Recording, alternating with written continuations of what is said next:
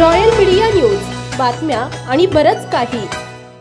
जिल्ह्यात दरोडा, जबरी चोरी, सोनसाखळी हिसकावणाऱ्या टोळीतील दोघा दरोडेखोरांना पकडण्यात स्थानिक गुन्हे शाखेला यश आलं असून यात चोरीचे सोने खरेदी करणाऱ्या 2 सराफांनाही पोलिसांनी अटक केली आहे।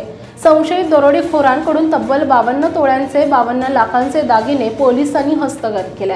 सचिन भोसले, नदीम काळे अशी दरोडेखोरांची तर आशिष गांधी, संतोष घाडगे अशी पोलिसांनी अटक केलेल्या सराफ व्यावसायिकांची नावे आहेत। सराईत आरोपी सचिन भोसले हा त्याच्या 7 साथीदारांसोबत सातारा जिल्ह्यात दरोडा, चेन स्नॅचिंग, घरफोडी असे गुन्हे करत होता।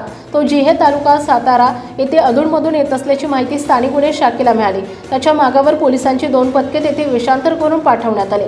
त्यांच्यावर पाळत ठेवण्यात आली। 7 जुलैला तो घरी आला होता, मात्र पोलीस आल्याचा सुगावा लागताच तो दुचाकीवरून पळून जाऊ लागला। पोलिसांनी दुचाकीवरून पाठलाग करत त्याला अखेर पकडले। कसून चौकशी केल्यानंतर त्याने त्याच्या टोळीने तब्बल 23 घरफोड्या केल्याची कबुली पोलिसांना दिली।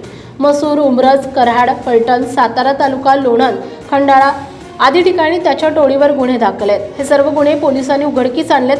ज्या दुकानात चोरीचे दागिने विकले त्या सराफांची नावे पोलिसांना त्यांनी सांगितली। त्यानंतर पोलिसांनी त्यांच्या एका साथीदारासह 2 सराफांनाही अटक केली आहे। या 2 दरोडेखोरांकडून 52 तोळे 1 ग्रॅम 530 मिली वजनाचे सोन्याचे दागिने पोलिसांनी हस्तगत केले। चालू बाजार भावाप्रमाणे या दागिन्यांची किंमत 52 लाख आहे। महाराष्ट्रातील ताज्या आणि महत्त्वपूर्ण बातम्या पाहण्यासाठी आजच आमच्या रॉयल मीडिया न्यूज चॅनलला सबस्क्राइब करा आणि बेल आयकॉन प्रेस करा।